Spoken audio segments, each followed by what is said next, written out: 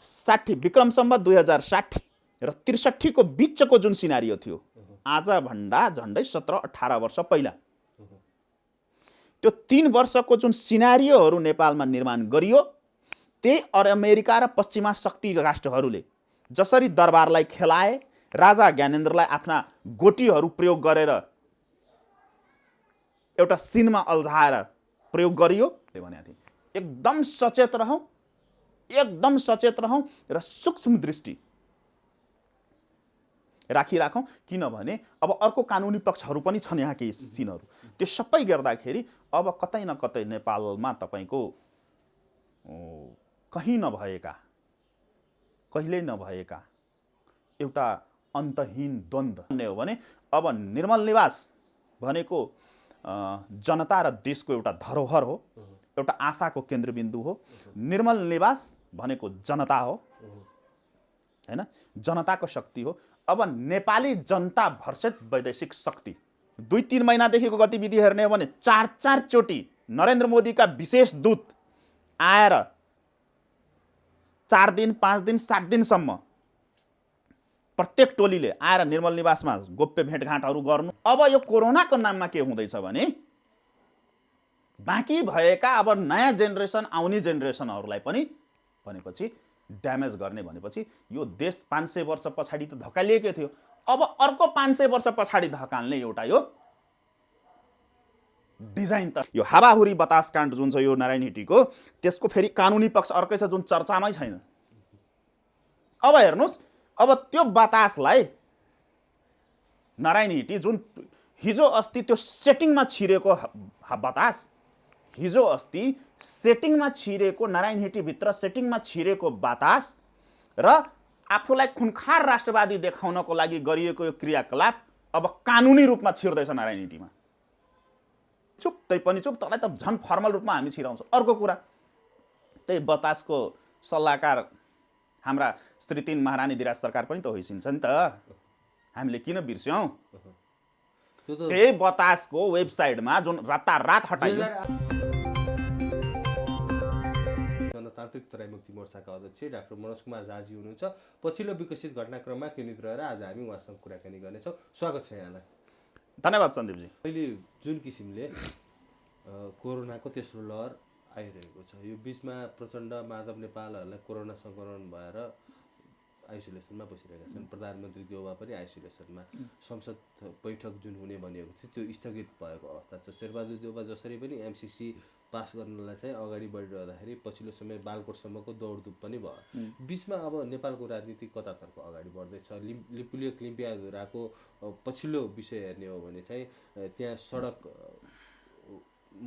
निर्माण भइरहेको अवस्थामा यी दलहरू चुपचाप छन्। अब काङ्ग्रेसभित्रकै कुराकानी गर्ने भने गगन थापा, विश्वप्रकाश शर्माहरूलाई खुनखार राष्ट्रवादीहरू भन्नुहोस् न, जुन किसिमले नेपाली जनताले चाहिँ जुन अपेक्षा गरेका थिए त्यो अनुसार गगन थापा, विश्वप्रकाश शर्माहरूले पनि बोल्न सकेको अवस्था छैन यो विषयमा। अब कतातर्फ जाँदैछ नेपालको राजनीति? यसको 2-3 वटा कोणहरू छ। पहिलो कोण,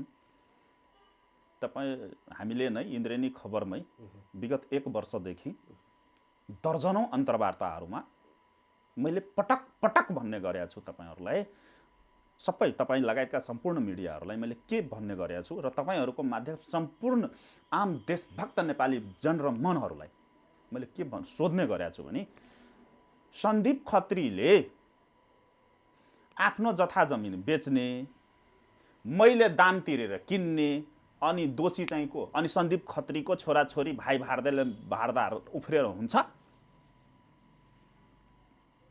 सन्दीप खत्रीको भाइ भारदार छोराछोरीले मेरो कठालो समात्ने कि सन्दीप खत्रीको कठालो समाते? मैले उदाहरणको रूपमा भन्दैछु। सन्दीप खत्रीको कठालो समातेर घाँटी न्याकेर रोडमा पछार्ने कि मेरो घरको अगाडिमा आएर नारा जुलुस गर्ने?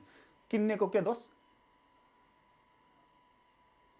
तपाईले बेच्नुभयो, मैले दाम तिरेर किने, मेरो क्षमता थियो मैले किने। बेच्यो चाहिँ कसले? बेच्नु त मैले पटक पटक मेरो इन्द्रेणी खबरका अन्तर्वार्ताहरूमा भन्ने गरेको छु। 45-46 मा एमाले र काङ्ग्रेसलाई सेफ ल्यान्डिङ गराइदिएको बापतमा लिम्पियाधुरा लिपुलेक के गर्यो? धरौटी राख्यो, बन्धकी राख्यो। पटक पटक मैले भन्दै गरेको छु। भन्दै आएको हो यो।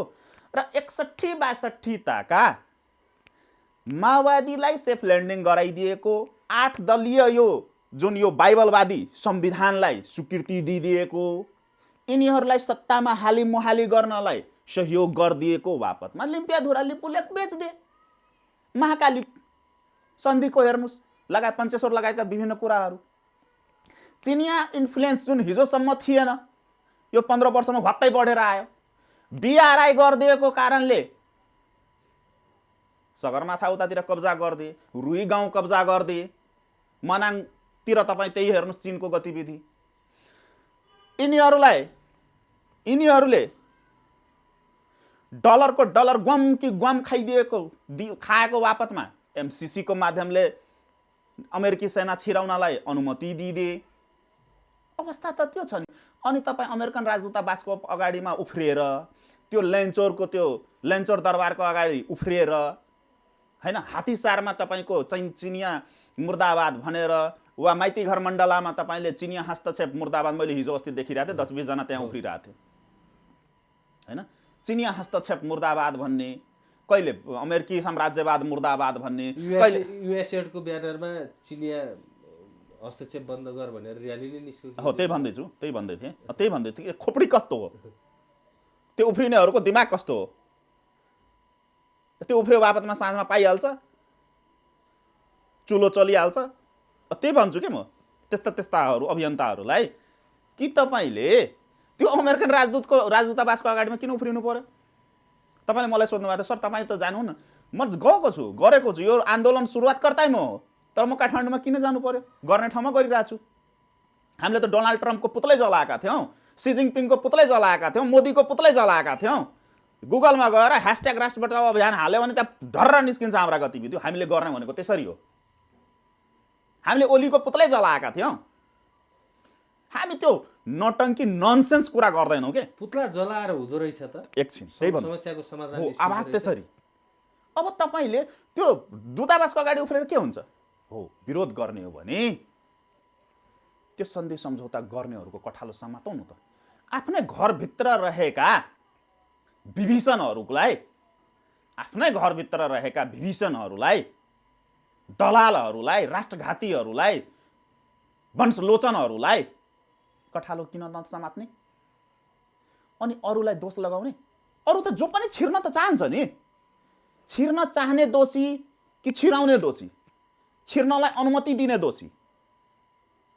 अब नेपालीको लाई जसरी यो विभिन्न कुराहरूमा सस्तो लोकप्रियतामा कन्डमधारी राष्ट्रवाद मैले भन्ने गरेको छु नि, यो कन्डमधारी राष्ट्रवादको खोलमा जसरी यो ओढाउँदैछ नि केही सीमित ग्याङहरूले, अब नेपाली जनताले बुझ्न सक्नु पर्यो हैन।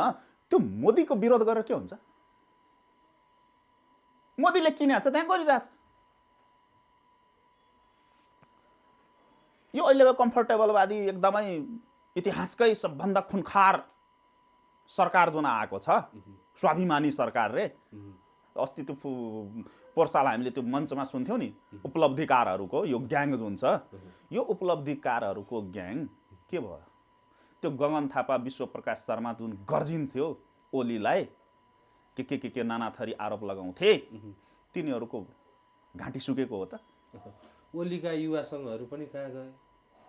हो, यो सबै के हो भने मैले त्यही भएर भनेको थिएँ। त्यो चुच्चे नक्सा जारी गर्दाखेरि तपाईँले नै मेरो प्रतिक्रिया लिनुभएको थियो। अनि मैले त्यो के भनेको थिएँ?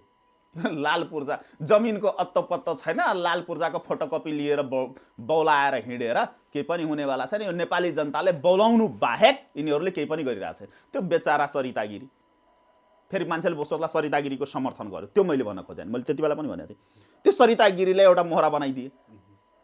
तर आज त प्रमाणित भइरहेछ नि सरिता गिरीले भनेको कुरा सही रहेछ नि त। अब सरिता गिरीले बोलेको कुरा, अब त्यसको के भिडियो क्लिपहरू निकालेर जे पाए त्यही अर्थ लगाएर त हुँदैन। उसले बोलेको कुराहरू कता न कता त सही रहेछ नि त। अब उसले के भनेको थियो? सबै भूमि खोजौँ न त, सन्धि सम्झौताहरू निकालौँ न त। उसले वास्तविक रूपमा त्यही भने। तपाईँ संसदको रेकर्ड झिकाउनु भयो भने यहाँ त मोहरा बनाइन्छ के। कसैले ड्यामेज गर्नु पर्यो भने राजनीतिक रूपमा त्यसको केही क्लिप निकालिदिने, 1-2टा शब्द झिक्दिने, अनि त्यसलाई ट्रोल गराउने के। त्यो संसदमा बोलेको सम्पूर्ण कुरा र पेश गरेको कुराहरू निकालेर हेर्नुहोस् त त्यसमा के भनिएको छ। उसले कहाँ भनेको छ कि भारतलाई छोडिदिउँ भनेर? कहीँ पनि भनेको छैन। मैले निकालेर हेरेको अनि त्यसपछि म भन्दैछु। म त्यति बेला पनि भनेको थिएँ, तर त्यसलाई अस्त्र बनाइयो। सबैलाई राष्ट्रवादी, उसलाई राष्ट्रघाती बनाइदिए। अब त देखिँदैछ नि त के भयो त्यो चुच्चे नक्सा जारी गरेको। सिंहमेव जयते, सत्यमेव जयते। प्रधानमन्त्री जस्तो मान्छे संसदको रोस्टममा उभिएर कसैको देशको लोगोमाथि तपाईँले टिप्पणी गर्ने, यही हो कूटनीतिक मर्यादा र राजनीतिक संस्कार, राजनीतिक चेतना। अनि तल बसेका सांसदहरू ताली ठोक्ने भनेपछि यो के हो भने यो सबै जनतालाई अब एमाले अहिलेसम्मको एमालेको गतिविधि हेर्नुभयो भने एमालेको मुद्दै त्यही हो। त्यो महाकाली सन्धि आफैले गरे अनि त्यसकै विरोधमा त्यो झन्डा गाड्ने ठाउँमा 12-20 किलोमिटर यतै झन्डा गाडेर आयो, त्यसपछि त सरिहाल्छ नि। अब आफैले भन्नु चाहिँ मेरो सीमा यहीँसम्म छ भनेबाट त छिर्यो त। त्यो एमालेले छिराएको होइन। भनेपछि यहाँ सबै के छ भने दुल्हीको पनि भाइ, दुल्हीको पनि भाइ र दुलहाको पनि भाइ। दुल्ही र दुलहाको भाइ भन्नु बाहेक यी नेपालका स्वघोषित ठेकेदारहरू, यो क्रान्तिकारी नेताहरू त्यही भयो। अब रह्यो तपाईँले कोरोनाको सेन्समा, यो कोरोना लागेको होइन कि यिनीहरूलाई, कोरोना लागेको होइन यिनीहरूलाई त्यो अब यिनीहरूलाई अर्कै कोरोना लागिरहेछ कि। अब त कोरोना भनेको त देखिरहेछौँ नि त। अब यो कुन बिमारी हो? 3-3 महिनामा सुई घोचिराख्ने यो के कोरोना हो? यो कुन कोरोना हो? 2 वर्ष भइसक्यो अहिलेसम्म रोगको अत्तो छैन, न त्यसको सिम्टमको अत्तो छ। एक थरीले एउटा लिफलेटले एउटा भन्छ। म पनि त चिकित्सा शास्त्रको विद्यार्थी हो नि त, म त त्यही क्षेत्रको विद्यार्थी हो नि त। यो कुन रोग हो जसको अहिलेसम्म ठ्याक्कै सिम्टम पनि, त्यसको लक्षण पनि ठ्याक्कै एक्ज्याक्ट यही हुन्छ भनेर पत्ता लागेन? बिमारीको त कुरै छोडिदिनुहोस्। अनि यो त्यो HIV एड्सको भाइरस परिवर्तन भइरहे जस्तो यो प्रत्येक 2 महिना 3 महिनामा यसको रूपहरू परिवर्तन हुने, के डेल्टाहरू निस्किने, के निस्किने। ओमिक्रोन अहिले त्यो भन्दा पनि अर्को डेल्टा ओमिक्रोन निस्किसक्यो। अब के होमिक्रोन सोमिक्रोन के क्रोनहरू पनि निस्किरहेछ, के क्रोनहरू हो। त्यही त भन्दैछु म। अनि यो कुन बिमारी हो जसको सिम्टम पनि थाहा नपाउने, जसको भाइरस पनि अहिलेसम्म क्याच हुन नसकिने, यसको औषधि पनि पत्ता नलाग्ने, अनि 3-3 महिनामा सङ्गिनी सुई लगाएको जस्तो होइन, त्यो गर्भ निरोधक औषधि लगाएको जस्तो के 3-3 महिनामा सुई घोचिराख्नु पर्ने। अनि त्यो सुई घोचेको बापतमा पनि तपाईँको केही इफिकेसी नहुने, झन् इम्युनिटी। अब अर्को एउटा लिफलेटमा पढिरहेको थिएँ हिजो, त्यसले के भन्छ भने झन् त्यो सुई घोचेको बापतमा तपाईँको त्यसको इम्युनिटी पावर नै कमजोर हुने। अनि कोरोना एक थरीले के भनिरहेछ भने कोरोना सर्नु भनेको इम्युनिटी पावरको कमजोरी हुनुको कारणले। अनि यो के हो? यो अन्यल छ नि त। अर्को कुरा, कस्तो लज्जास्पद कुराहरू हेर्नुहोस् त। यो कोरोनाको भ्याक्सिन नलगाउने मान्छेले राज्यको सुख सुविधा लिन नपाउने, खोप कार्ड अनिवार्य गरेको छ। त्यही त, गाडीमा चढ्नको लागि पनि खोप कार्ड बोक्नु पर्यो रे। अहिले फेरि त्यो 12 वर्षदेखि 18 वर्षकोलाई खोप दिने भनेर भनेको छ। मैले हिजो एउटा नोटिस हेरिरहेको थिएँ। मेरो छोरी 7 वर्षको छ, मेरो छोरी 7-8 वर्षको छ। अब मैले आफ्नो छोरीलाई लिएर आफ्नो घर जनकपुर जान पाउने कि नपाउने? किनभने उसलाई त कोरोना भ्याक्सिन लाउनु त मिल्दैन। सरकारकै त्यसको के अरे क्राइटेरिया फलो गर्ने हो भने। अनि अब मेरो घरमा कुनै काम पर्यो, त्यस्तै कुनै प्रयोजन भयो, कुनै सेलिब्रेसन छ, या त्यतिकै पनि घुम्न जानु छ, अनि म र मेरी श्रीमती जाने, अनि मैले त्यो 3 वर्षको र 5 वर्ष 7 वर्षको बच्चालाई आफ्नो घर कसको जिम्मा लगाएर जाने? कसको जिम्मा लगाएर जाने? किनभने ऊ त ट्राभल गर्न पाउँदैन। यो के ननसेन्स गिरी गरेको यिनीहरूले। स्मार्ट लकडाउन भनेको छ सरकारले। त्यही त। अब तपाईँको रक्सी खानालाई, भट्टी चलाउनलाई लकडाउन नहुने, अनि विद्यार्थीको स्कुल बन्द गरेर भनेपछि यो जेनेरेसन नै तपाईँको 2टा जेनेरेसन यिनीहरूले बर्बाद गरे 2 वर्षमा।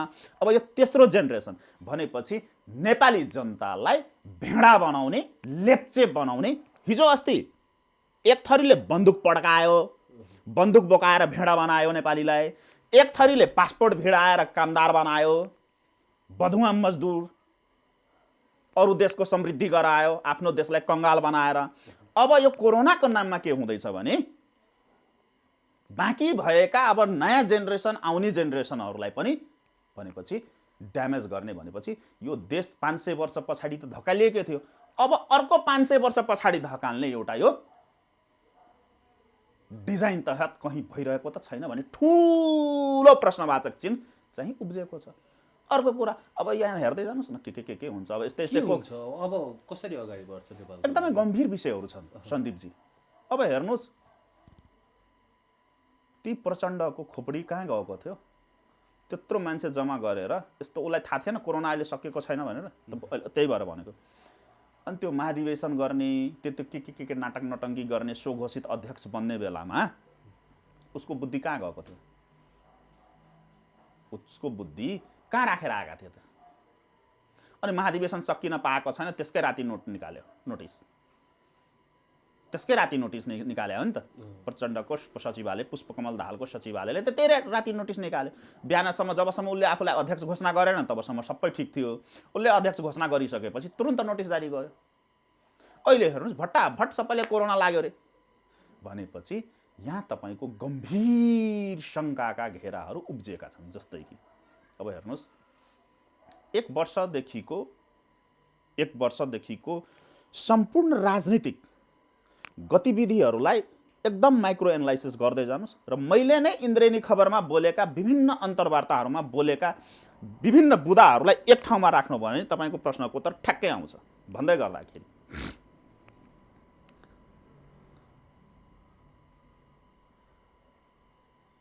ओली र पुष्पकमल दाहाल दुवैजना दुईटा ध्रुवमा उभिएका व्यक्ति अप्रत्याशित रूपले, अकल्पनीय रूपले एक ठाउँ मिसिनु, एउटै जहाजको दुईवटा पाइलट बनेर प्लेन उडाउन खोज्नु, प्लेन टेकअप नगर्दै ल्यान्डमै क्रास हुनु, म बुदागत भन्दैछु, ल्यान्डमै क्रास हुनु, त्यसपछि हिजो टाउको मोल तोक्ने र जसको टाउको मोल तोकिएको थियो त्यो सबैलाई मिसाएर एउटा कम्फर्टेबलवादी ग्याङको निर्माण गरिनु, परमादेश जारी हुनु, दुईचोटि संसद विघटन हुनु, त्यो संसद फेरि पुनर्स्थापना हुनु, चिनिया गतिविधि वात्तै बढ्नु, लैन्चरको गतिविधि खासै केही नदेखिनु, हस्तिनापुर दरबारको गतिविधि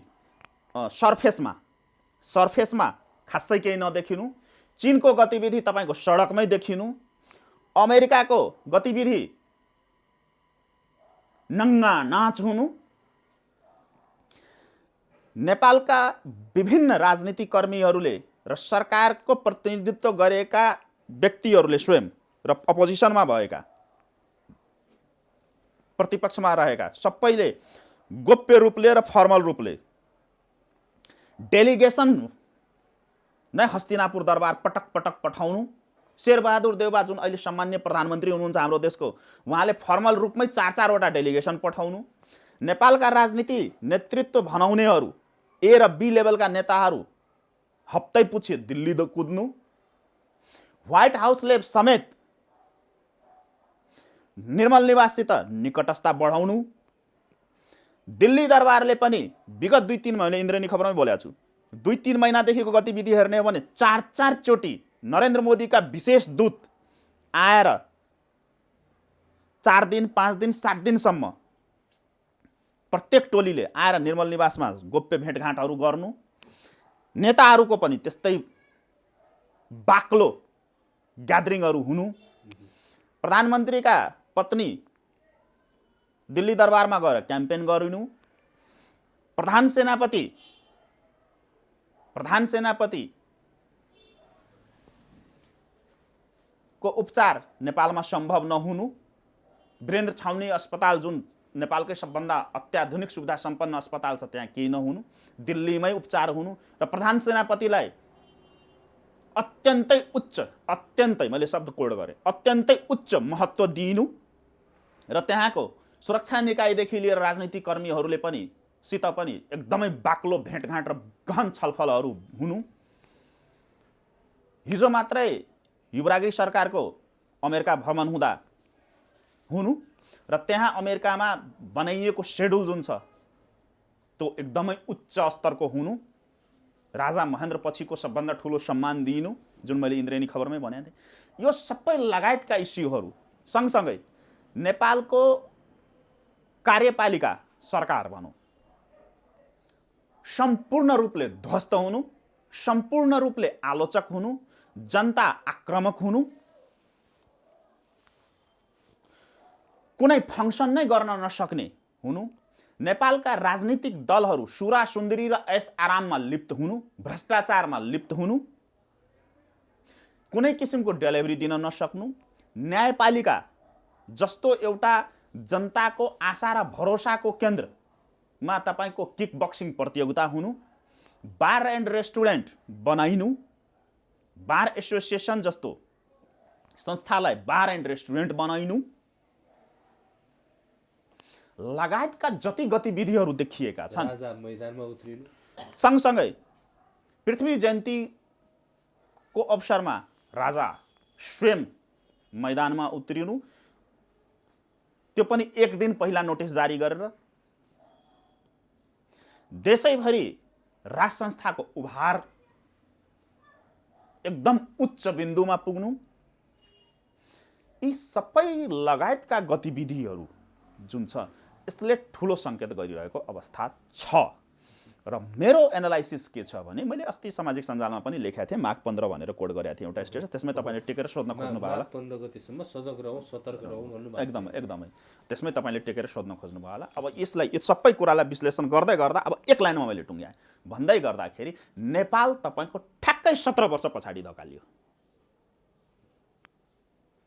अब बुझ्नेले बुझ्नुहुन्छ होला, अब योभन्दा बढी नखोलाउँ अहिले नै, तर के छ भने नेपालको अहिलेको सिनारियो एउटा राजनीतिक कर्मी, एउटा सच्चा देशभक्त, एउटा चेतनशील नागरिकको हैसियतमा र मेरै आँखाका अगाडि, हाम्रै तपाईँहरूको आँखाको अगाडि, किनभने त्यो इतिहास भइसकेको छैन अहिले, हामीले देखेको भोगेको झेलेको दिन म सम्झिन्छु र त्यसमा मेरो पनि एउटा नेतृत्वदायी भूमिका थियो, त्यस कारणले पनि मलाई धेरै कुरा थाहा छ। अनि नेपालको अहिलेको सिनारियो भनेको ठ्याक्कै तपाईँको 60 विक्रम सम्वत 2060 र 63 को बिचको जुन सिनारियो थियो, आजभन्दा झन्डै 17-18 वर्ष पहिला, त्यो 3 वर्षको जुन सिनारियोहरू नेपालमा निर्माण गरियो, त्यही अमेरिका र पश्चिमा शक्ति राष्ट्रहरूले जसरी दरबारलाई खेलाए, राजा ज्ञानेन्द्रलाई आफ्ना गोटीहरू प्रयोग गरेर एउटा सिनमा अल्झाएर प्रयोग गरियो, राजनीतिक दलहरूलाई जसरी प्रयोग गर्यो यहाँदेखि दिल्लीसम्म, नेपाली जनतालाई विभिन्न आइएनजिओ र एनजिओको माध्यमले पैसाको खोलो, डलरको खोलो बगाएर जसरी एउटा परिदृश्यहरू सिर्जना गरियो, भुलभुलैयामा राखियो, ओठे समृद्धि र कोठे समृद्धिको सपना देखाइयो, हो ठ्याक्कै त्यही सिनारियो, ठ्याक्कै यो सबै गतिविधि हेर्दाखेरि नेपालको राजनीतिको पर्दाको पछाडि तपाईँको आज आएर 17 वर्ष पछाडि फेरि त्यही नाटक मञ्चनहरू भइरहेको सहजै अनुमान लगाउन सकिन्छ। त्यस कारणले पनि मैले भनेको थिएँ, एकदम सचेत रहौँ र सूक्ष्म दृष्टि राखौँ, किनभने अब अर्को कानुनी पक्षहरू पनि छन् यहाँ केही सिनहरू, त्यो सबै गर्दाखेरि अब कतै न कतै नेपालमा तपाईँको कहिल्यै नभएका एउटा अन्तहीन द्वन्द्व र जुन यो मा रोमालिने र यो देश तपाईँको एउटा के भनौँ त्यसलाई, वैदेशिक शक्ति केन्द्रहरूको क्रीडा स्थल जुन बनाइएको छ यो देशलाई, यसलाई रणभूमि मैदानमा परिणत गर्ने, यो हाम्रो मातृभूमि, यो पवित्र मातृभूमिलाईमा विदेशीहरूको बुट बजारिने, यहाँ तपाईँको जनता बीच मारकाटको अवस्था सिर्जना हुने छ नि। जुन राजा मैदानमा उत्रिएको कुरा हामीले गऱ्यौँ, विभिन्न सक्रियता बढिरहेको छ, यो सबै सक्रियताहरूलाई, गतिविधिहरूलाई हेर्ने हो भने चाहिँ त्यसमा वैदेशिक शक्तिको प्रभाव छ। त्यही त भन्दै थिएँ मैले अघि न। मैले के भने विक्रम सम्वत 2060 र 63 को बिचमा यो 3 वर्षको परिधिमा जुन खेलहरू खेलियो ठ्याक्कै त्यही नाटक मञ्चन भएको छ। यहाँ सिधै भन्ने हो भने अब निर्मल निवास भनेको जनता र देशको एउटा धरोहर हो, एउटा आशाको केन्द्रबिन्दु हो। निर्मल निवास भनेको जनता हो हैन, जनताको शक्ति हो। अब नेपाली जनता भर्सेस वैदेशिक शक्ति, ठ्याक्कै एक लाइनमा सकौँ। अब यसलाई धेरै नचिरौँ। अहिलेको परिदृश्य भनेको नेपाली जनता भर्सेस वैदेशिक शक्तिको यहाँ शक्ति सन्तुलन, शक्ति परीक्षण प्रारम्भ भइसकेको छ। जसले सक्छ त्यसले बाजी मार्छ भनेपछि अब यो द्वन्द्व एकदम उत्कर्षमा पुग्छ। अब नेपाल र नेपालीको भविष्य कोर्ने फेरि नेपाली जनताको हातमा आएको छ। अब नेपाली जनताले बुद्धिमत्ता प्रयोग गर्यो भने यो देश एउटा लिकमा जान्छ, सही ट्र्याकमा जान्छ, सही दिशामा जान्छ। होइन भने मैले अघि नै भने नि, अन्तहीन द्वन्द्व अहिले चलिरहेको भने निर्मल निवास भर्सेस विदेशी शक्ति। निर्मल निवास नभनौँ, नेपाली जनता भनौँ। नेपाली जनता निर्मल निवासलाई मैले पटक पटक भन्ने गरेको छु। निर्मल निवास भनेको त एउटा जनताको प्रतिनिधित्व गर्ने, जनताको प्रतिनिधित्व। यहाँ के छ भने जनताको प्रतिनिधित्व छैन नि यहाँ। यिनीहरूले भन्ने त्यो जनताको प्रतिनिधि होइन नि, यिनीहरू त विदेशीहरूको प्रतिनिधित्व हो नि त। शब्दमा टेक्नुस् न, यिनीहरूले भन्ने जनताको प्रतिनिधि होइन नि, यिनीहरू त विदेशीहरूको प्रतिनिधित्व देखायो नि त। हामीले अहिले पनि यो अन्तर्वार्तामा पनि विभिन्न कुराहरू गऱ्यौँ नि। त्यो सबै कुरा र पछिल्लो अन्तर्वार्ताहरूमा पनि बोलेको कुराहरूले यो पार्टीहरू भनेको, यो राजनीतिक दलहरू भनेको, यो दलदलवादीहरू भनेको त यिनीहरू त विदेशीका प्रतिनिधि नहुन्, एजेन्टहरू नहुन्। यिनीहरूको आफ्नै गतिविधिले प्रमाणित गर्छ। माओको फोटोमा माल्यार्पण गर्ने, लेनिनवाद, मार्क्सवाद, तेरो टाउको के बाद, के बाद हो यो? के बाद हो यो? कहाँबाट आयो? लेनिन हिजोको केटाकेटी फुच्चे। म त लेनिन मार्क्स माओलाई त फुच्चे भन्छु नि त। यो फुच्चेहरू कहाँबाट आयो? बाद कहाँ के को बाद हो यो? कुन बाद हो यो? हाम्रै धर्मशास्त्रबाट कपी पेस्ट गरेर हाम्रै पहिलाका विद्वानहरूले, ऋषि मुनिहरूले भनिदिएका कुराहरूलाई, नीति निर्माण गरिदिएका, निर्देशन गरेका नीतिका कुराहरूलाई, कपीपत्तै गीतामा लेखिएका कुराहरू, त्यो चाणक्यले भनेको कुराहरू, एकवल्यवले आजभन्दा 10,000 वर्ष पहिला एकवल्यवले भनेका कुराहरू, गार्गीले भनेका कुराहरूलाई हाम्रै धर्मशास्त्रहरू चोरी गरेर चोर फटाहरू। यो लेनिन कुन कहाँको सिद्धान्तवादी हो यो? लेनिन के को सिद्धान्तवादी? हाम्रै तपाईँको शास्त्रबाट चोरी गरे चोरहरू हुन् नि त। यो फटा हुन् नि त। यो लेनिनहरू फटाएर चोरहरू हुन्। ती चोरहरूले हाम्रैबाट चोरी गरेर गएर केही कुरा भन्दे, आफ्ना देशका लागि त्यति बेला देखेका अनैतिक कुराहरूमाथि हाम्रैबाट चोरेर भन्दे। अनि त्यो चाहिँ ठुलो आदर्शवादी, सिद्धान्तवादी विचारक के त्यो मार्गदर्शक भए। अनि हाम्रा वीर पुर्खाहरू, हाम्रा विद्वान विदुषीहरू कामै नलाग्ने भयो त। हेर्नुहोस् त, पृथ्वीनारायण शाहको प्रतिमामा माल्यार्पण गर्न सकिँदैन रे। त पृथ्वीनारायण शाह यो थिए रे, त्यो यो राज्य विस्तार भनेको र एकीकरण भनेको के हो? शब्दमा खेलाउने नेपाली जनतालाई। यो राज्य विस्तार र एकीकरण भनेको के हो? म ती फटाहरूलाई, विदेशीका बुवासाहरूलाई सोध्न चाहन्छु, यो राज्य विस्तार र एकीकरणमा के फरक छ? शब्दको खेल्ने, शब्द हामीलाई थाहा छैन शब्दको अर्थ, तिनले मात्रै पढेका छन्। अर्काको अनुकम्पामा PhD को सर्टिफिकेट लिएर हुन्छ? हामीले त आफ्नो बाबुआजेको लगानीमा पढ्या हौँ, हामीले पढेर लिएको सर्टिफिकेट हो। तिमीहरू जस्तो कुनै खुफिया एजेन्सीले अनुकम्पा गरिदिएको बापतमा PhD पाएका होइनौ। अनि पृथ्वीनारायण शाहको प्रतिमामा माल्यार्पण नगर्ने, अनि माओ दिवस मनाउने, गान्धी जयन्ती मनाउने। बुद्ध पहिला कि गान्धी पहिला? म सोध्न चाहन्छु, बुद्ध पहिला कि गान्धी पहिला? तिनीहरूलाई सोध्नुहोस् तपाईँहरू, एउटा जिम्मेवार मिडिया हुनुहुन्छ, तिनीहरूलाई सोध्नुहोस् गएर। त्यो भन्ने गान्धीलाई महान हेर्ने आँखाहरूलाई, रतन्धो लागेका आँखाहरूलाई गएर सोध्नुहोस् तपाईँहरू, बुद्ध पहिला कि गान्धी पहिला? बुद्ध कहाँ जन्मेका थिए? बुद्ध भारतमा जन्मिएका थिए भनेर पछि ताली ठोक्ने, अनि नेपाललाई भारतको प्रशासनिक इकाइ बनाउने,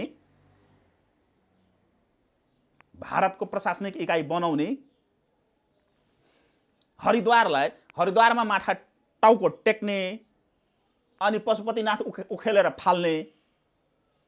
अब यिनीहरू के छ भने, त्यही भएर मैले भने यिनीहरू त विदेशीका प्रतिनिधि भए के, तपाईँले निर्मल निवासको सेन्समा, र निर्मल निवास भनेको जनताको प्रतिनिधि हो। त्यही भएर मैले भने अब भनेको विदेशीका प्रतिनिधि भर्सेस नेपाली जनता, वैदेशिक शक्ति भर्सेस नेपालीपनाको युद्ध जुन छ यो चरम उत्कर्षमा पुगेको छ। अब जित हारको जहाँसम्म छ, अब जनताले आँट गरोस्, जनतालाई देश चाहिएको छ, नेपाल बचाउनु छ, आफूलाई स्वाभिमानी नेपाली हौँ भनेर छाती चौडा गरेर गर्वका साथ बाँच्नु छ भने नेपाली जनता अब एक कदम अगाडि बढ्न सक्नुपर्छ, नभए सक्यो। हस्, धेरै धेरै धन्यवाद यहाँले यो समय र संवादको लागि। धन्यवाद सन्दीपजी, यस्ता गम्भीर विषयवस्तुहरू उठाइदिनु भयो, त्यसको लागि मेरो तर्फबाट, मेरो सङ्गठनको तर्फबाट यहाँलाई व्यक्तिगत रूपमा र इन्द्रेणी खबर परिवारलाई धेरै धेरै धन्यवाद।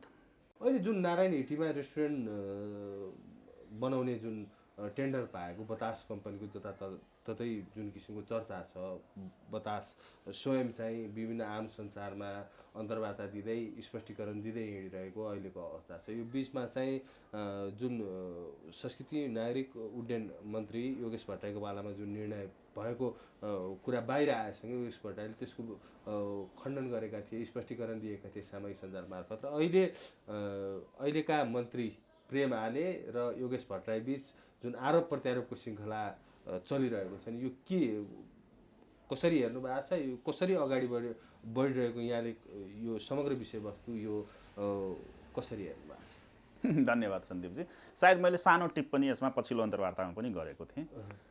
सबभन्दा पहिला ठुलो कुरा के हो भने नेपालको राजनीतिमा यो मपाईवाद र बपाईवाद भन्ने गरेको छु नि मैले, यो मपाईवाद र बपाईवादको परिणति हो क्या यो जति परिदृश्यहरू हामी हेरिरहेका छौँ देशभित्रको, चाहे त्यो नारायण हिटी काण्ड होस्, चाहे यति होल्डिङ काण्ड होस्, चाहे ओम्नी होस्, चाहे वाइड बडी होस्, सुनकाण्ड होस्, यो सबै के हो भने कमोसन खोरी। यो देश नै चलेको भनेपछि यो देश नै हाम्रो, यो नेतापाल देश, यो नेतापाल देश नै तपाईँको चलेको भनेको यो कमिसन तन्त्रमा चलेको देश हो। अब कुरा ठ्याक्कै भन्नु पर्दाखेरि के छ भने चुनाव एउटा इस्यु, चुनाव आउँदैछ, आफूलाई त देखाउनु पर्यो नि त म एकदम ठुलो स्वच्छ छविको हो, एउटा पक्ष यो छ। अर्को पक्ष आफूलाई क्रान्तिकारी पनि देखाउनु पर्यो। अर्को कुरा चुनावमा खर्च पनि जो हो गर्नु पर्यो, एक पक्ष यो छ। अब कस्तो लज्जास्पद कुरा हो योगेश भट्टराईको, यो योगेश भट्टराईको कस्तो लज्जास्पद कुरा हो। हिजो अस्ति मात्रै तपाईँको, हिजो अस्ति भन्दाखेरि यो काण्ड सुरु हुँदाखेरि हामीले आवाज उठाउँदै गर्दा त्यही योगेश भट्टराईले आफ्नो ट्विटर ह्यान्डल र विभिन्न सामाजिक सञ्जाल माध्यमबाट मेरो यसमा कुनै संलग्नता छैन, मलाई थाहै छैन भनेर बपाई गरेर हिँडेका थिए। हिजो मात्र फेरि एउटा टेलिभिजन अन्तर्वार्तामा भने चाहिँ मैले चिया कफी खोल्नको लागि दिएकै हो भनेर भन्छ, होइन? क्याफेटेरिया भनेको नाइट क्लब होइन भनेर भनिरहेका, त्यही भन्दैछु। अनि यहाँ तपाईँको त्यही भन्दै थिएँ, धन्यवाद। त्यही भन्दैछु, धन्यवाद तपाईँलाई। अब यहाँ तपाईँको सरकारले अनुमति दिएकै कामहरू भइरहेछ त, अनुमति एक थरीको लागि दिएको हुन्छ, काम अर्को थरी भइरहेको त छाप्ती प्रमाणहरू छ नि त, होइन र? अर्को कुरा तपाईँको आजसम्मको कुन टेन्डर र कुन यस्तो विषयवस्तुहरू कानुनी प्रक्रिया पुर्याएर भएको छ त, होइन र? यो एउटा छ। त्यही योगेश भट्टराईको पालामा तपाईँको पशुपतिको गर्भगृहको भिडियो सार्वजनिक भएको होइन, त्यो पनि एउटा विदेशी नागरिकले, जहाँ तपाईँलाई जुन पशुपतिनाथमा अलिकति अनुहारमाथि मात्रै त्यो हिन्दू नै किन नहोस् तर अनुहारमाथि मात्रै, भोली भाषामाथि मात्रै शङ्का लाग्यो भने त्यहाँ भित्र छिर्न दिँदैन। त्यस्तो ठाउँमा विदेशी नागरिक गएर तपाईँको भिडियो कसरी खिच्यो त? ती योगेश भट्टराईको पालामा भएको होइन भनेपछि यी सबै कुरा के हो भने यो सब तपाईँको त कुटे जस्तो गर्नु, म रोए जस्तो गर्छु, फेरि म कुटे जस्तो गर्छु त रोए जस्तो गर्नु भनिन्छ नि हाम्रो नेपाली उखान हो। यो सब त्यही हो, आफूलाई खुनखार देखाउने, आफूलाई स्वच्छ छवि देखाउने र भ्रष्टाचारमा लिप्त भएर यो देशको ढुकुटी दोहन गर्ने एउटा पक्ष। अर्को पक्ष योगेश भट्टराईले जुन स्वीकार गरेका छन् नि, अब यो छानबिन समितिले त्यहाँ कर्मचारीलाई दोषी देखाए, अब तर नेताहरूलाई त चोख्याउने काम गर्यो। नेता एकदमै धन्यवाद। म त्यतैतिर टेक्दै थिएँ। एकदमै धन्यवाद दिएँ। अर्को कुरा बतासले आनन्दराज बतासले त टेलिभिजन अन्तर्वार्ताहरूमा खुल्याम भनिरहेका छन् कि सेटिङ बिना कमिसन नदिकन पनि कुनै टेन्डर हात पार्न सकिन्छ र काम गर्न सकिन्छ र नेपालमा भनेर भनिरहेका छन्। धन्यवाद, त्यतैतिर म टेक्दै थिएँ। अब मैले अघि नै पनि भने यहाँ त बिना सेटिङ र डेटिङ, यो देश नै तपाईँको सेटिङ र डेटिङमा चलेको देश हो नि त। नेपाललाई जुन नेतापाल बनाइयो, यो नेपाललाई जुन नेतापाल बनाइएको छ त्यसको पृष्ठभूमिहरू हामीले के लायो भने यो देश तपाईँको सेटिङ र डेटिङमा चलेको देश त। डेटिङ कसरी? त्यही भन्दै थिएँ। सेटिङ र डेटिङमा चल्ने देश हो यो। अर्को कुरा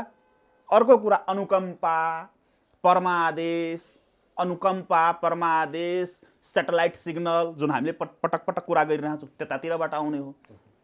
एकदमै तपाईँको सेटिङको सेन्समा त्यो कमिसन खोरी आउँछ। डेटिङको सेन्समा भनेको नातावाद, कृपावाद, ऐस आराम, सुरा सुन्दरी नटक्र्याइकन चल्छ त। एउटा पनि उदाहरण भन्नुहोस् न। प्रधानमन्त्रीको शपथ ग्रहण गर्न पाएको छैन, होटलमा तपाईँको डिनर मिटिङहरू आयोजना भएको पनि हामीले नै इन्द्रेणी खबरमै पनि चर्चा गरेको किन बिर्सिनु भयो? तपाईँले नै मलाई प्रश्न गर्नुभएको थियो। व्यक्तिमा नजाउँ, त्यो आज मात्रै भएको होइन, पटक भइरहेको हुन्छ। ओम्नी काण्ड नै तपाईँको के भएको त? 12 बजे राति तपाईँको 30-35 जना, कोरोनाको टाइममा 30-35 जना नेपालका ठुल्ठुला उद्योगपति माफियाहरूलाई बोलाएर केपी ओलीले डिनरमा त्यो कोरोनाको टेन्डर हाल्न लगाएको होइन? त्यो पनि त हामीले चर्चा गऱ्यौँ, देख्यौँ, भोग्यौँ र अहिले पनि भोगिरहेका छौँ। लगायतका विभिन्न छन्। अहिले मात्रै भइरहेको छैन, यो देश नै त्यसरी चल्ने हो। त्यो बतासले मात्रै भनेको होइन, त्यो हुरी हावा बतासहरूले मात्रै भनेको होइन। त्यस्ता हुरी हावा बतासले नै गर्दाखेरि, त्यस्तै हावा हुरी बतासले गर्दाखेरि यो देशको अस्मिता उड्यो होइन? त्यो पक्ष छ। अब अर्को पक्ष, अब बतासहरूले गर्दाखेरि उड्यो कि सरकारमा त्यही भन्दैछु, एकदमै। अब अर्को पक्ष के छ भने कुनै काण्डहरू जब जनस्तरमा आउँछ, मिडियाले टपक्क टिप्छ, त्यसको ट्रोल हुन्छ, हाइलाइट हुन्छ, अनि के देखियो भने परिपाटी, यो 30-32 वर्षको परिपाटी के देखियो भने कर्मचारीलाई, राष्ट्र सेवक कर्मचारीहरूलाई दोष लगाउने, नेता चोख्याउने वा विभिन्न यो राजनीतिक नियुक्तिहरू जुन छ नि, यो राजनीतिक नियुक्ति मैले कोट गर्न खोजेको राजनीतिक नियुक्ति शब्द जुन हाम्रो पार्टीको दस्तावेजमा पनि हामीले उठाइरहेछौँ, यो सम्पूर्ण राजनीतिक नियुक्तिहरू खारिज गर्नुपर्छ। मैले इन्द्रेणीमा पनि बोलेको थिएँ, राजदूत भन्ने पद त्यो देशको लागि हो कि कुनै अमुक नेताको खल्तीबाट जाने हो? अमुक नेता वा अमुक पार्टीको प्रतिनिधित्व गर्ने हो। राजदूत त देशको प्रतिनिधित्व गर्ने हो नि त। त्यस्तै जिएम चेयरम्यानहरू जुन बनाइन्छ, यो राजनीतिक नियुक्ति भनेको अमुक नेताको खल्तीको मान्छे हुने हो। उसले चाहेको बेलामा नियुक्ति दिनु, उसले नेतालाई परेको बेलामा उसलाई राजीनामा ठोक्न लगाइदिनु, उसको माथि दोष थुपारिदिने हो। अब तपाईँको जुन कर्मचारीको हैसियत के हुन्छ माथिको आदेश नआएदेखि? यही प्रेम आलेको काण्डमा हेर्नु भएन, मौखिक आदेशको भरमा भत्काएको होइन भने यहाँ पनि त देखियो नि त। यहाँ पनि त देखियो। एउटा पक्ष यो छ। अब तेस्रो पक्षमा टेकौँ, जुन कुनै पनि मिडियामा उठिरहेको छैन। यो सब के हो भने नाटक हो। अब के छ भने जुन यहाँ वाहवाही त्यो फेसबुक सामाजिक सञ्जालदेखि लिएर युट्युबहरूमा जुन त्यो आरती भजन कीर्तनहरू गाइरहेका छन्, यो आले भनेको त राप्रपामा हुनुपर्ने हो। राप्रपा कति नै चोखो पार्टी जस्तो, आफ्नो अनुहारमा कालिक पोतिएको देख्दैनन्, अर्काको अनुहारमा मात्रै कालिक पोतिएको देख्ने होइन? कसैले भनिरहेछ ओहो पृथ्वीनारायण शाहका त सच्चा सपुत त प्रेम आले रहेछन् है, अब प्रेम आलेलाई नै राजा बनाउनु पर्ला भन्ने पनि आवाज उठिसक्यो। अब त यहाँ कुलमानलाई कहिले राजा बनाउने, कहिले कसलाई राजा बनाउने, त यहाँ त हाम्रो त्यही हो नेपालीहरूको प्रचलन। कुराको वास्तविकतामा जानु छैन, गहिराईमा जानु छैन, त्यसको ऐन कानुनमा टेक्नु छैन, प्रचलित ऐन कानुनमा टेक्नु छैन, त्यसका विभिन्न कोणहरूको विश्लेषण गर्नु छैन। आलेको दुर्घटनालाई पनि बतास समूहसँग अब एकैछिन त्यहाँ पनि शङ्काको घेरा छ। म त्यतातिर टेक्नेवाला थिएँ, एकछिनमा टेक्छु, पहिला यसलाई टुङ्ग्याउँ नभए बाङ्गिन्छ। अब कानुनी आधारमा टेक्दैछु म। अब मैले अब यो काण्डलाई, यो हावाहुरी बतास काण्ड जुन छ, यो हावाहुरी बतास मैले भन्ने गरेको छु क्या। यो हावाहुरी बतास काण्ड जुन छ यो नारायण हिटीको, त्यसको फेरि कानुनी पक्ष अर्कै छ जुन चर्चामै छैन। अब हेर्नुहोस्, अब त्यो बतासलाई नारायण हिटी जुन हिजो अस्ति त्यो सेटिङमा छिरेको बतास, हिजो अस्ति सेटिङमा छिरेको नारायण हिटीभित्र सेटिङमा छिरेको बतास र आफूलाई खुनखार राष्ट्रवादी देखाउनको लागि गरिएको यो क्रियाकलाप अब कानुनी रूपमा छिर्दैछ नारायण हिटीमा। तपाईँ यहाँ प्रश्न सोध्न सक्नुहुन्छ कसरी? अब हेर्नुहोस्, बतासले नारायण हिटीमा त्यो बेस्याले खोल्नको लागि जुन अनुमति लिएका थिए त्यसको त एउटा कानुनी प्रक्रियामा गएर लिएका थिए। एउटा फर्जी कानुनी प्रक्रिया नै भए पनि, त्यो सेटिङ र डेटिङमै भए पनि कागज त छ नि उसित। अनि सरकारले के को आधारमा भत्काइदियो? अब उसले अदालतमा मुद्दा हाल्छ। मुद्दा हाल्छु भनिरहेका छन्। हाल्छ। मैले अस्ति पनि सामाजिक सञ्जालमा हाल्छु, म जितेरै छाड्छु। जित्छ नै त त्यही भन्दैछु। त्यही नआत्तिनुहोस् न सन्दीपजी, अलिकति पेसेन्स र त्यसलाई म टुङ्ग्याउँ। यसको भाव के हो छ अब के खेल हुँदैछ भने? अब के खेल हुँदैछ त्यही भन्दै थिएँ। अब के गर्छ भने बतासले, यहाँ मान्छे बुझ्दैनन् क्या, सिधै हावाको तालमा बोलिरहेको हुन्छन्। अब यसले के गर्छ भने अदालतमा मुद्दा हाल्छ। अदालतमा मुद्दा हालेपछि उसले दुईटा दावा ठोक्छ। एउटा दावा के ठोक्छ भने उसको जुन लागत चाहिँ क्षति भएको छ त्यो क्षतिपूर्ति माग्छ, र अर्को के माग्छ भने त्यहाँबाट परमादेश या अन्तरिम आदेश, त्यो कानुनी भाषामा जेसुकै आदेश होस्, त्यो म कानुनको विद्यार्थी छैन, त्यो शब्द त्यो कानुनविदहरूले जान्ने हो। अर्को उसले के आदेश माग्छ भने एउटा सरकारले अनुमति दिने, अर्को सरकारले तोड्ने, मैले के इलिगल काम गरेँ?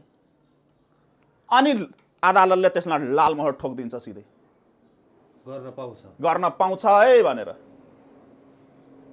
किनभने त त्यहाँ त कानुनी राइट्स छ नि त उसको। भनेपछि अब बतासले के गर्ने हो? त्यहाँ हिजो सेटिङमा आएको बतास, डेटिङमा आएको बतास अब कानुनको लाल मोहर लागेर, सर्वोच्चको लाल मोहर लागेर कानुनी रूपमै, वैध रूपमै तपाईँको नारायण हिटी कब्जा गर्छ। अब उसले अब यस प्रेम आलेले जस्तो लोकप्रियता पाउनको लागि अहिलेका यो कम्फर्टेबलवादी सरकारले आफ्नो कुनै मुद्दा त छैन, गाली खाइरहेछन्, काम त केही छैन। अमेरिकन राजदूतावासबाट आएको हुप्रमा सही छाप लगाउनु बाहेक त अहिलेको कम्फर्टेबलवादी सरकारको त कामै छैन केही पनि। युरोपियन युनियन पश्चिमाहरूबाट आएको निर्देशन र बाहेक त अरू केही कामै छैन। अनि जनतालाई त झुलाउनु पर्यो नि त। त्यसको लागि एउटा मुद्दा फालिदियो कानुनी बाटोबाट। अब खोलिन्छ। अब त्यहाँ त जे पनि हुन्छ। अर्को कुरा, नारायण हिटी मात्रै हो। त्यही प्रेम आले या अहिलेका सरकार धेरै ठुलो क्रान्तिकारी छ भने त्यो सेराटनमाथि बुलडोजर किन चलाएन? सेराटनमाथि बुलडोजर किन चलेन? आफूले ठुलो क्रान्तिकारी देखाउने हो। यो सरकारकै सहपाठीहरूले, सहयात्रीहरूले, संलग्नहरूले निर्मला बलात्कारको काण्ड किन खोलेन? कहाँ से लायो? ललिता निवास प्रकरणमा मुछिएकालाई 10 करोड बिगो कि कति करोड बिगो मागिएको ठाउँमा 10 लाखमा छुटाएका हैनन्? कहाँ गयो? कहाँ गयो? हामीले बिर्सेका छैनौँ अहिले पनि, नेपाली जनताले बिर्सेका छैनन्। हो, यो सबै काण्डहरूलाई सेलाउनको लागि ठुल्ठुला काण्डहरू, ठुल्ठुला भ्रष्टाचारहरू, ठुल्ठुला यस्ता राष्ट्रघाती, देशद्रोही, जनता मारा गतिविधिहरू, देश बेचुवा गतिविधिहरूलाई लिपापोती गर्नको लागि, आफूलाई राष्ट्रवादी देखाउनको लागि त्यहाँ गएर गहन हाल्दे के। ठुलो एउटा भन्छ नि, छोरी कुटेर बुहारी तर्साउने, छोरी कुटेर बुहारी तर्साउने एउटा फर्मुला जुन छ नि, हो। अब के गर्ने भने यो सानोतिनो झिन्ना मसिना कुरालाई सब सेटिङमा भएको हो। बतासलाई त किन चिन्ता गर्छस्? तेरो 50 लाखको क्षति भएको छ, 5 करोड पाइहाल्छस् नि त। शान्त भयो। उसलाई पनि व्यापारी हो, उसलाई के को टेन्सन? 50 लाखको ठाउँमा 5 करोड आउँछ भने त्यतिकै हुन्छ नि त। जसले पनि गर्छ नि त। ऊ पनि चुप, त्यही पनि चुप। तँलाई त झन् फर्मल रूपमा हामी छिराउँछौँ। अर्को कुरा, त्यही बतासको सल्लाहकार हाम्रा श्री 3 महारानी दिराज सरकार पनि त होइसिन्छ नि त। हामीले किन बिर्स्यौँ? त्यही बतासको वेबसाइटमा जुन रातारात हटाइयो। 2008 ताका हुनुहुन्थ्यो, त्यो हामीले वेबसाइटमा अपडेट गर्न। त्यो त जसले जति त्यस्तै हो। त्यही त भनेको, यो देश नै तपाईँको सेटिङ र डेटिङमा चलेपछि अरूको केही कुरा लाग्छ। अनि त्यही बतासको सल्लाहकार त हाम्रा श्री 3 महारानी सरकार पनि त होइसिन्छ नि त। किन हामी बिर्सिरहेछौँ? र यो जति पनि देशमा माफियाहरू छन्, यो देशमा जति पनि ठुल्ठुला उद्योगपति र व्यापारीहरू छन् जसले यो देशको ढुकुटी दोहन र शोषण गरिरहेको छ, ती सबै व्यापारिक प्रतिष्ठानहरूको सेयर होल्डरहरू खोज्दै जाने हो भने, लगानीकर्ताहरू खोज्दै जाने हो भने तपाईँको कुनै न कुनै पार्टीको अमुख नेताहरू त तपाईँको भेट्नुहुन्छ नि त, खोज्नुहोस् न। त्यसैले पनि त हामीले भनिरहेछौँ नि त सन्दीपजी, हामीले बहसै चलाएका छौँ नि त। 2007 साल यहाँ त केही हिजो अस्ति जन्मेका, आफूलाई राष्ट्रवादीको रूपमा जन्मेका 47 साल पछि भनिरहेछ, हामी त जमाना 20 वर्षदेखि भनिरहेछौँ 2007 साल पछिका त्यो पञ्चहरूको पनि सम्पत्ति छानबिन हुनुपर्छ, कसैले चोख्याउने होइन। तपाईँ खोज्नुहोस् न। मैले त एउटा अन्तर्वार्तामै भनेको थिएँ, एउटा नेतालाई च्याप्प समातेर खोरमा थुल्न बित्तिकै तपाईँको एमसिसी अनुदान बराबरको रकम निस्किन्छ। हामीले नै बहस गरे होइन स्विस ब्याङ्कको। भनेपछि के छ भने यहाँ यो सेटिङ डेटिङले के गर्यो भने यो देशलाई ओठे समृद्धि र कोठे समृद्धिमा सीमित गरिदियो के।